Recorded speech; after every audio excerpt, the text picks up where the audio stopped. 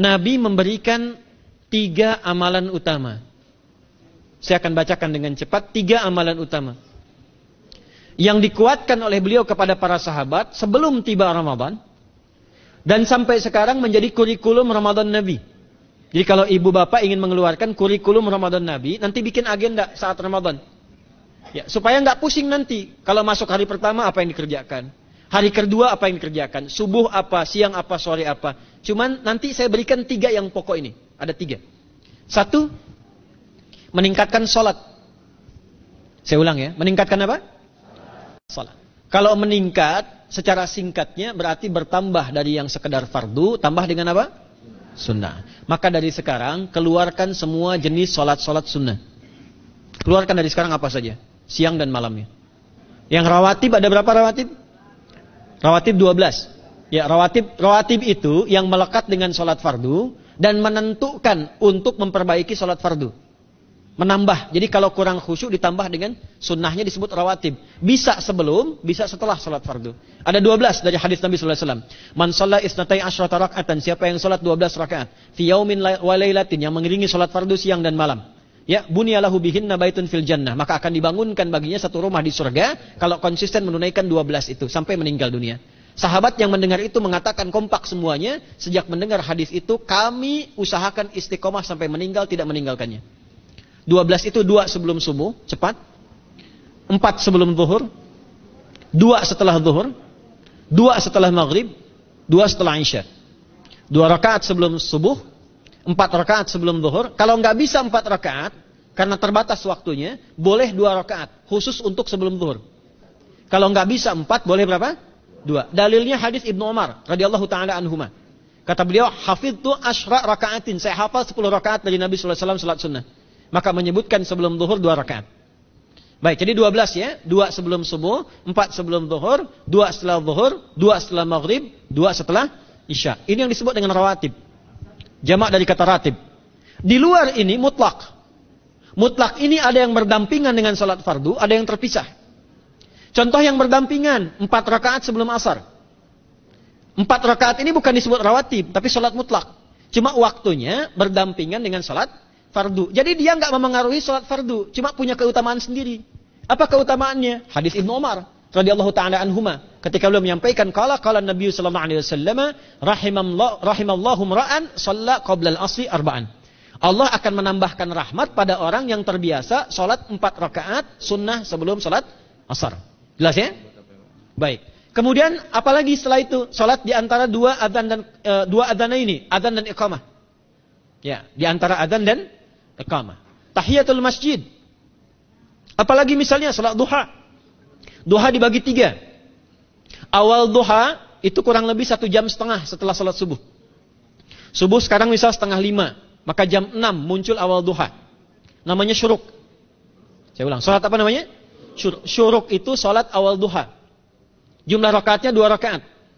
Man shalal ghadata fil jama'ati thumma yaqudu yadhkurullaha subhanahu wa ta'ala fa yusalli rak'ataini fakana alaihi ka ajri umratin wa hajjin, ya ka ajri ummatin wa hajjin tamatan. Siapa yang salat subuh 2 rakaat dengan berjamaah, ya, dan umumnya kalau berjamaah bisa ke masjid di masjid. Kalau tak mampu ke masjid, tunaikan di rumahnya. Setelah itu tidak beranjak dulu, dia duduk untuk berzikir kepada Allah. Zikir itu bisa baca Quran. Quran surah 15 ayat 9 itu Quran disebut dengan zikir.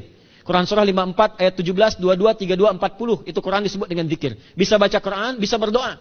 Doa disebut dengan zikir. Quran surah ke-7 ayat 205. Ya. Bisa dengan apa lagi? Bertafakkur, ya, mengaji, ta'lim, itu disebut dengan zikir. Ali Imran ayat 190 191. Alladzina yadhkurunallaha qiyaman wa qu'udan wa 'ala junubihim wa yatafakkaruna fi khalqis samawati wal ard. Ya, disebut dengan zikir. Bisa bertasbih. Zikir pagi petang, kalimat-kalimat thayyibah ada itu di Quran surah ke-4 ayat 103. Jadi habis salat subuh zikir dulu. Doa dulu, zikir dulu, belajar dulu, tafsir dulu. Setelah itu muncul syuruk. Perjalanannya disebut isyraq, melewati masyrik, 1 tombak bayangan, dia salat 2 rakaat, itu pahala salatnya senilai haji dan umrah. Sempurna. Bukan sudah haji, bukan. Mau kemana? Ibu mau haji dulu? Tidak. Ya, hajinya nanti bulan Dzulhijjah. Tapi senilai haji dan umrah itu 2 rakaat. Awal duha disebut apa? Syuruk. Pertengahan duha sekitar jam 9 jam 10. Jumlahnya 2 sampai 4 rakaat.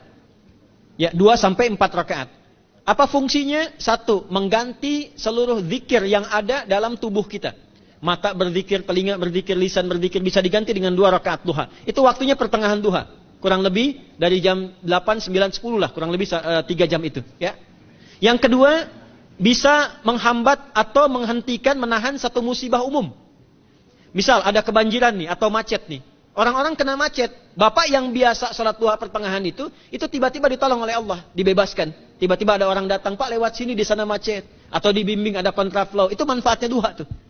Yang pertengahan. Yang terakhir adalah akhir duha. Sekitar jam 10 sampai jam 11 menjelang ke zuhur.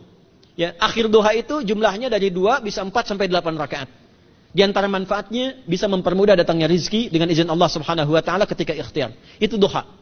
Nanti ke malamnya silahkan tahajud, tingkatkan tarawihnya sampai ditutup dengan witir. Itu salat. 2 yang terakhir saya cepat, 2 yang terakhir adalah banyak berinteraksi dengan Al-Qur'an. Ada 3 caranya. 1, banyak membaca. Itu namanya qiraah. Silahkan Bapak Ibu siapkan dari sekarang. Targetnya khatam misalnya 1 kali. Berapa juz? 30 juz. Kalau mau gampang bagi 30. Berarti 1 hari berapa?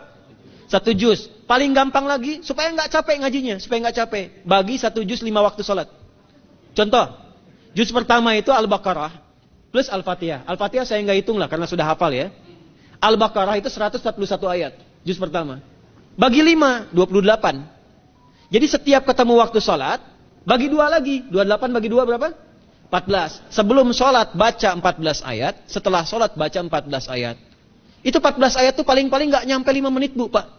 Kalau investasi 10 menit setiap waktu sholat, bagi 2 kita baca 14 ayat, itu insya Allah selesai Ramadan khatam Quran. Itu udah rumus. Ya, tidak cukup dengan amin. Siapkan dari sekarang. Siapkan. Ya. Ya. Kemudian kajian tilawah. Itu tilawah itu di hadis Muslim pahalanya banyak. Ya, majtama'a qaumun fi baitin min buyutillahi. Ya, kita ngajinya Quran hadis ya, biar ya, lebih kuat dalilnya. Majtama'a qaumun fi baitin min buyutillahi yatsluna kitaballahi wa yatadarasuna fi ma bainahum.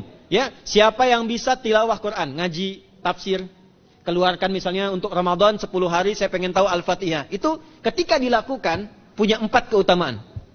1, ghasyiyatuhum rahmah. Selama ngaji, rahmat Allah dibentangkan.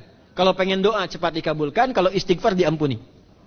Yang kedua, awas ini nazalat alaihimus sakinah, diberikan ketenangan dalam jiwa. Bapak Ibu pengen di rumah tangga nyari sakinah, isi dengan Quran di rumah. Amalan terakhir infak. Ya, hadisnya dari Ibnu Abbas, Ibnu Abbas radhiyallahu taala anhuma, qala, ya, beliau mengatakan kana Nabi sallallahu alaihi wasallam ajwadan nas wa ajwadu ma yakunu fi Ramadan. Adalah Nabi sallallahu alaihi wasallam itu orang yang sangat luar biasa dermawan dan lembut. Dan bertambah dermawan lagi ketika tiba Ramadan. Apa yang dilakukan Nabi? Mensupport sahabat, siapapun yang punya anggaran untuk infak, disiapkan sebelum Ramadan. Jangan berpikir banyak Bu. Yang penting ada anggaran. 30.000 nggak ada masalah. Setiap hari 1.000, tidak harus uang. Makanan. Pernah dengar hadis ini nggak? Siapa yang memfasilitasi bukaan orang puasa, walaupun dengan sebiji kurma dan sehirup air, maka dia mendapatkan pahala seperti orang puasa itu tanpa dikurangi sedikit pun. Ada?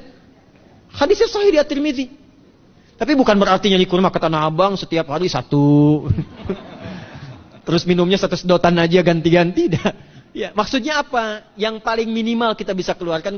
Itu pahalanya 700 kali lipat dikali 10. Paling standar. 700 kali itu standar biasa di hari ini. Dalilnya Al-Baqarah ayat 261 yang dibacakan Adinda tadi kita itu. Ramadan kali 10 lagi. Maka dari itu disiapkan dari sekarang untuk infak. Kalau kami di desa itu, ibu saya selalu kalau Ramadan itu RT-nya setiap rumah. Ini untuk bukaan hari ini rumah A, rumah B, rumah C. Bukaan besok rumah A, rumah B, rumah C. Boleh tuh di PWM Pak dipraktikkan. Ya, misalnya anggota perserikatan siapa dikasih kesempatan.